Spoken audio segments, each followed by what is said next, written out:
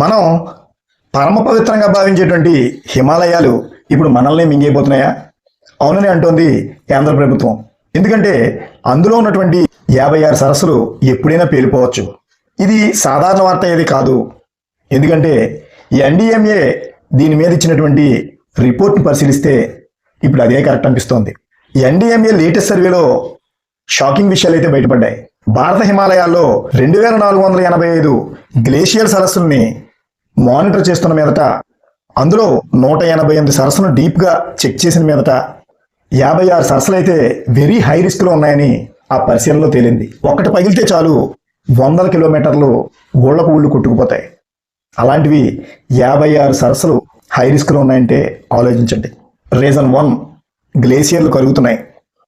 గత 30 ఏళ్లలో హిమాలయాల్లో ఉన్నటువంటి సరస్సుల యొక్క విస్తీర్ణం 16% పెరిగిందంటే గ్లోబల్ వార్మింగ్, మంచు కరగడం, ఇవి కరిగి సరస్సులు బాంబుల్లో పేలుతాయి. దీన్నే GLOF అంటారు, glacier lake out burst floods అంటారు. రీజన్ 2, హిమాలయాలు మొత్తం హై డేంజర్ జోన్లో ఉన్నాయి.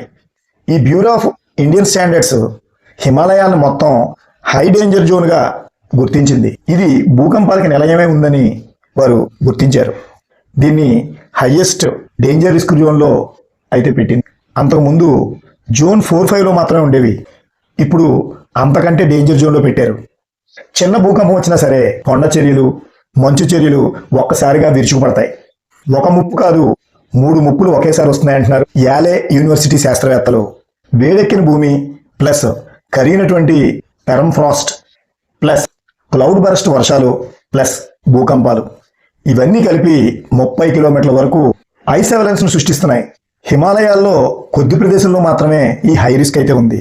కానీ ఇక్కడ బాధపడాల్సిన విషయం ఏంటంటే ఆ జోన్లోనే ఎక్కువ జనాభా కూడా నివసిస్తోంది. గుర్తుందా, 2013లో కేదార్నాథ్, 2021లో చమోలి, 2023లో సిక్కింలోని సౌత్ లోనాక్ సరస్సు పేలి ఎంత డ్యామేజ్ జరిగిందో మీకు తెలుసు కదా. ఇవన్నీ జస్ట్ ట్రైలర్సే అంటున్నారు. అసలు కథ ముందుంది. అసలు సినిమా ఇంకా మిగిలే ఉందని నిపుణులు అయితే హెచ్చరిస్తున్నారు. ఈ ఫ్రాజైల్ టెక్నాలజీ ప్లస్ అడ్డుగోడగా కట్టేటువంటి రోడ్లు, అడ్డుగోడలుగా కట్టేటువంటి డ్యామేజ్లు, ఇవన్నీ కలిసి హిమాలయాల్ని వీక్ చేస్తున్నాయి అనేది వీరి వాదన. మరి ప్రభుత్వం ఏం చేస్తోంది? ఇస్రోతో కలిపి ఈ 56 సరస్సుల మీద ఒక నిఘానైతే పెట్టింది. ఈ ఎర్లీ వార్నింగ్ సిస్టమ్ వల్ల మనకి విషయం అయితే తెలుస్తుంది, కానీ ప్రకృతిని మనం ఆపగలమా? హిమాలయాలు నిజంగానే 10 ఏళ్లలో మ్యాప్ నుంచి కనుమరుగవుతాయా? దీనిపై మీ ఒపీనియన్ ఏంటి? కామెంట్ చేయండి. జై హింద్.